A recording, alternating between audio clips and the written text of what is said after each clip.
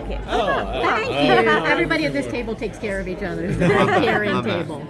So I wanted to ask about the character of Carlos. Yeah. You were so beloved on Supernatural for characters like Charlie that were just like so richly detailed, but also that really spoke to a lot of people who don't always feel represented. Is Carlos going to be a similar kind of character? I don't know. It's funny. I don't. When I'm creating characters, I don't really think about that kind of stuff. I know that Charlie is a character that has really endured. Like someone just like thanked me for, and I was like, thank Felicia Day because she's the one. But really, like it's hard for me to separate coming up with the idea and then the collaboration with the actor. JoJo. JoJo's non-binary, uses they/them pronouns, and they are such a national treasure and a delightful just energy and so like what they're bringing, I'm excited to have that connect with the audience.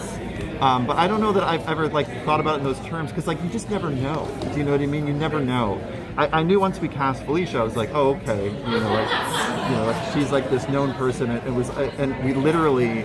Sarah Gamble was like, we need I said like, we need a Felicia Day type. And Sarah was like, how about we, like, and so she just, I remember getting that email. I was like, oh my God, this is amazing. Like, you can just do that. And like, that's what showrunners can do. But it's a real credit to JoJo, really. I think people are going to love this character. And it's really JoJo. And a special like credit to Robert Ulrich, who's our casting director, and his team. They cast Supernatural. And that was probably one of the harder parts to cast, just because you need Carlos to kind of be everything. It's a very fun character who has a very dramatic entrance, as you'll soon see. And we needed someone that could really walk on. But honestly, Robert found us. Someone was just asking me what I'm the most excited about. I'm really excited for people to meet this cast. These characters are amazing, and it's been a real collaboration with this cast. They are such special. You're going to meet like two of them right now. They are really, really special. You can't recreate Jared and this guy. I'm pointing to Mr. Jensen Ackles. You can't. But what we wanted to do was try to find the type of fun atmosphere on set, and I think we've really done a good job of recreating that. Can't wait to see more. Yeah. You've done something huge with Supernatural, and we already know some stuff about their family and their past.